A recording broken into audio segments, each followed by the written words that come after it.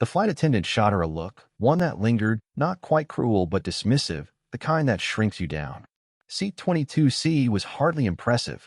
Middle row, middle class, wedged between a businessman hammering at his keyboard and a teenager absorbed in his phone. That's where Captain Emily Carter, U.S. Air Force, call sign Falcon, sat quietly, her jeans and jacket concealing medals and years of service invisible to those around her. To them, she was just another woman flying coach. When the businessman grumbled at her for taking too long to settle, she only smiled and apologized. When her elbow brushed the teenager's arm and he sighed in annoyance, she murmured soft, "Sorry, Han," and folded herself smaller. No one knew who she was. As the plane climbed into the clouds, murmurs spread. A flight attendant whispered near enough for others to hear, "There's a soldier in 22C, though she doesn't look it." A few chuckles followed. Emily lowered her gaze, unwilling to make a scene. 2 hours later, the captain's voice crackled overhead. "Ladies and gentlemen, we're adjusting course due to restricted airspace. We'll be in a holding pattern shortly." Shadows swept across the wings. Gasps echoed as passengers pressed to the windows. F-35s had taken formation alongside them. Then a new voice came over the intercom, steady and commanding. "Falcon, this is Guardian 1. We've got your 6. The businessman froze mid-keystroke. The teenager dropped his phone. I turned to 22C. Emily's cheeks warmed, but her posture straightened, the quiet composure of someone summoned too many times before. The flight attendant's expression shifted as the truth sank in. The nobody in coach wasn't just a soldier, she was a decorated pilot. Her call sign had summoned a presidential escort, Air Force One was rerouting nearby, and the jets weren't there for the passengers. They were there for her. The cabin fell silent. The businessman stammered, "Ma'am, you're Falcon?"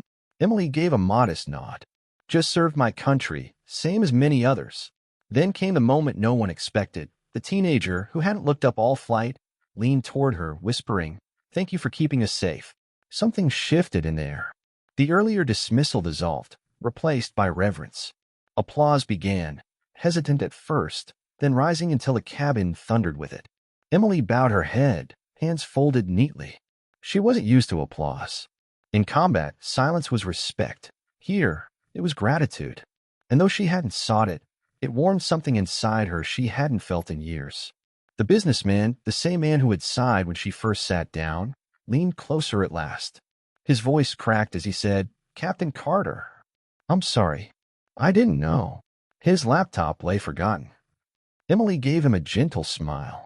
"You didn't need to know. That's the point of service. It's for everyone, whether they notice or not." On her other side, the boy who'd seemed so detached now stared at her as if she were larger than life. "My brother, he wants to be a pilot." Could I tell him I met you?" he whispered. Emily chuckled softly.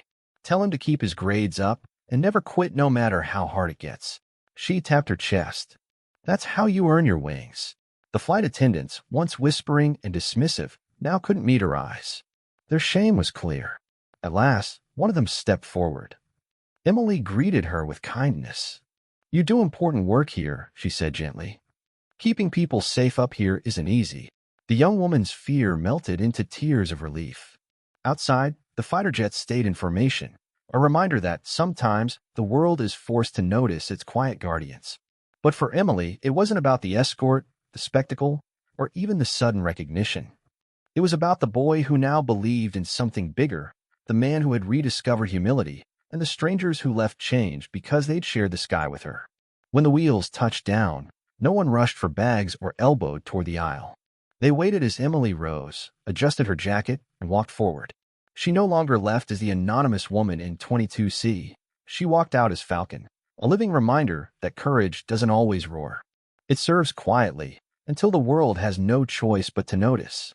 And in the silence after her exit, every heart on that plane carried away something more. Gratitude, hope, and a lesson that respect should never come only when the jets arrive.